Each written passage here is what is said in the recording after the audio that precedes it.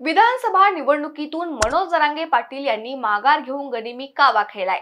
आपल्याला राजकारणाचा अनुभव नाही, एका जातीवर या राज्यात कोणीच निवडून जिंकू शकत नाही, त्यामुळे आपल्याला निवडणूक लढवायची नाहीये। म्हणून राज्यातील सर्व बांधवांना सांगतो की सर्वांनी अर्ज काढून घ्या, एक पण अर्ज ठेवू नका। मराठा आंदोलक मनोज जरांगे पाटील यांनी अर्ज माघारी घेण्याच्या अखेरच्या दिवशी स्पष्ट केलेली ही त्यांची भूमिका। मित्र पक्षांनी यादी दिलेली नाही असं सांगत मनोज जरांगे पाटलांनी विधानसभा निवडणुकीतून माघार घेतलीये। त्यामुळे मित्र पक्ष मुस्लिम आणि दलित उमेदवारांनी जरांगे पाटलांना ऐन वेळा धोका दिलाय का, की मनोज जरांगे पाटील यांनीच निवडणुकीतून माघार घेऊन गनिमी कावा खेळलाय? जरांगे पाटलांनी निवडणुकीतून माघार घेतल्यानं कोणाचा खेळ बिघडणार आहे, याचाच घेतलेला हा सविस्तर आढावा। नमस्कार, मी निकिता आणि तुम्ही पाहतात हॅलो महाराष्ट्र। आता सर्वात आधी पाहूयात की मनोज जरांगे पाटील यांनी नेमकं काय म्हटले। तर आजच्या पत्रकार परिषदेत जरांगे पाटील म्हणाले, राजकारण आपला खानदानी धंदा नाहीये, आम्ही राजकारणात नौखे आहोत, तरी आम्ही मित्र पक्षांसह चर्चा करत होतो, लढणार होतो। आम्ही या निवडणुकीत मित्र पक्षांसोबत दलित आणि मुस्लिम उमेदवार उभे करणार होतो, कारण एका जातीच्या जोरावर निवडणूक लढवणं आणि जिंकणं शक्य नाहीये। उमेदवार उभा करून तो पडला तर जातीची लाज जाईल, त्यामुळे आम्ही विधानसभा निवडणूक लढवायची नाही असा निर्णय घेतल्याचं जरांगे पाटील यांनी म्हटले। मी कोणालाही पाडा म्हणत नाही आणि निवडून आणा हे पण सांगणार नाही, याला पाड आणि त्याला पाड अशी माझी इच्छा नाहीये। मात्र जर कुणी माझ्या आंदोलनात आलं तर मात्र मी कार्यक्रम करणार। मराठा समाजाचे आंदोलन सुरूच राहणार असल्याचं जरांगे पाटील यांनी म्हटलं आहे। जरांगे पाटलांच्या या घोषणेने राजकीय वर्तुळात अनेक प्रतिक्रिया उमटू लागल्यात। खरं तर लोकसभा निवडणुकीत भाजप महायुतीला धक्का देत अनेक मातब्बर नेत्यांना पाडण्याचा पराक्रम मनोज जरांगे पाटलांनी केला होता। खास करून मराठवाड्यात जरांगे पाटलांचा मोठा प्रभाव पाहायला मिळाला। रावसाहेब दानवे, पंकजा मुंडे यांच्यासारख्या दिग्गजांना पराभवाचं पाणी पाजण्यात जरांगे फॅक्टरच कारणीभूत ठरला होता।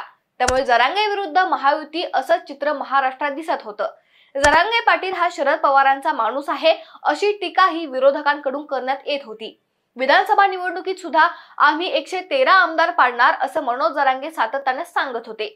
जरांगे पाटील यांचा रोग भाजपवर होता हे काही आता वेगळं सांगायला नको, पण मधल्या काळात मनोज जरांगे पाटील यांनी निवडणूक लढवायची घोषणा केली। ज्या ठिकाणी मराठा समाजाची ताकद जास्त आहे अशा ठिकाणी आपले उमेदवार द्यायचे, जिथे आपली ताकद नाही तिथे समोरच्या उमेदवाराकडून आरक्षणाबद्दलची हमी लिहून घ्यायची, पाठिंबा देईल त्यांना निवडून आणायचं असं साधं गणित जरांगे पाटलांनी मांडलं होतं।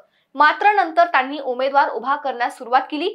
जिंकून येण्यासाठी मराठा प्लस दलित प्लस मुस्लिम अशा समीकरणांची बेरीज जरांगे पाटील यांनी केली होती। राजकीय समतोल बदलण्यासाठी मराठा, मुस्लिम आणि दलित समाजाला एकत्र यावं लागेल। मराठा समाजाने आपले हक्क आणि अस्मिता जपण्यासाठी दलित आणि मुस्लिम उमेदवारांना पाठिंबा द्यावा असं आवाहन सुद्धा जरांगे पाटील यांनी केलं होतं। त्याच पार्श्वभूमीवर मुस्लिम धर्मगुरू सज्जाद नोमानी आणि आनंदराज आंबेडकर यांनीही जरांगे पाटलांना पाठिंबा दिला होता। भाजपने धार्मिक धर्तीवर देशाचं विभाजन केल्याचा आरोप करत सज्जाद नोमानी यांनी देशात द्वेष पसरवणाऱ्या घटकांना तोंड देण्यासाठी एकसंध आघाडी घेण्याची आवश्यक असल्याचं म्हटलं होतं। आमचे प्रयत्न केवळ निवडणुकीपुरते मर्यादित नसून संपूर्ण देशासाठी प्रचार असेल असंही त्यांनी म्हटलं होतं। मराठा, मुस्लिम आणि दलित समाजाची मोड बांधून जरांगे पाटील सत्ताधारी महायुती आणि विरोधकात असलेल्या महाविकास आघाडीला हादरा देतील असं बोललं जात होतं। मात्र घडलं उलटच। मुस्लिम आणि दलित या मित्र पक्षांनी उमेदवारांची यादीच न दिल्यानं जरांगे पाटलांनी निवडणुकीतून माघार घेतलीये। जरांगे पाटील यांनी निवडणुकीतून माघार घेतल्यानं सर्वात मोठा फटका हा भाजपलाच बसेल असं बोललं जाते। जर जरांगे पाटलांनी आपले उमेदवार उभे केले असते तर मराठा मतांमध्ये फूट पडली असती आणि ओबीसी मतांच्या जोरावर भाजपला प्रत्येक मतदारसंघात फायदा झाला असता। आजही राज्यातील ओबीसी समाजाची एकट्टा मते भाजपच्या पारड्यात जात आहेत।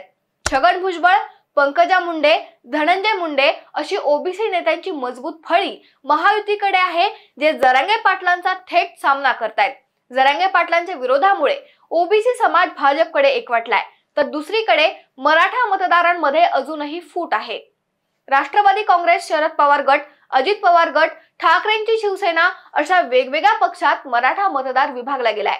त्यातच जर जरांगे पाटलांनी आपले उमेदवार उभे केले असते तर मराठा मतांमध्ये आणखी फूट पडली असती आणि त्याचा थेट फायदा हा भाजपला झाला असता। त्यामुळे मनोज जरांगे यांनी निवडणुकीतून माघार घेणं महाविकास आघाडीच्याच फायद्याचं ठरेल असं बोललं जाते। मनोज जरांगे पाटील यांनी निवडणुकीतून माघार घेऊन गनिमी कावा खेळलाय असंही म्हणायला वाव आहे। लोकसभा निवडणुकीत सुद्धा मनोज जरांगे पाटील यांनी आपले उमेदवार उभे केले नव्हते, परंतु सत्ताधारी नेत्याला पाडण्याचं काम त्यांनी चांगलंच केलं होतं। राज्यात महाविकास आघाडीला ज्या 31 जागा मिळाल्या त्यात जरांगे पाटलांच्या आंदोलनाचाही मोठा वाटा राहिलाय। आरक्षणाच्या मुद्द्यावरून जरांगे पाटील यांचा संपूर्ण राग हा देवेंद्र फडणवीस आणि भाजपवर आहे हे तर सर्वश्रुत आहे। त्यामुळे जरांगे पाटलांना मानणारा किंवा आरक्षणाच्या बाजूने असणारा मराठा मतदार भाजपला मतदान करण्याची शक्यता कमीच आहे। उमेदवार उभा करून मतांचं विभाजन करण्यापेक्षा जे लोकसभेला केलं त्याचप्रमाणे सत्ताधारी आमदारांना पाडण्याचा प्लॅन जरांगे पाटलांचा असू शकतो। मी कोणालाही पाडा म्हणत नाही आणि निवडून आणा हे पण सांगणार नाही असं जरांगे पाटील सांगत जरी असेल तरी समाजाला सूचक संदेश मात्र आधीच केलाय। त्यामुळे माझी माघार नव्हे तर हा माझा गनिमी कावा असं जरांगे पाटील जे काही सांगत आहे त्यातच सगळं राजकारण दडले। बाकी तुम्हाला काय वाटते? विधानसभा निवडणुकीतून माघार घेत जरांगे पाटलांनी चूक केली का की गनिमी कावा करत अचूक डाव टाकलाय? जरांगे पाटील यांचं निवडणूक न लढवणं कोणाच्या पथ्यावर पडेल? तुमची प्रतिक्रिया आम्हाला कमेंट करून नक्की कळवा आणि अशाच नवनवीन राजकीय व्हिडिओसाठी हॅलो महाराष्ट्र या आमच्या चॅनलला सबस्क्राईब करायला विसरू नका। धन्यवाद।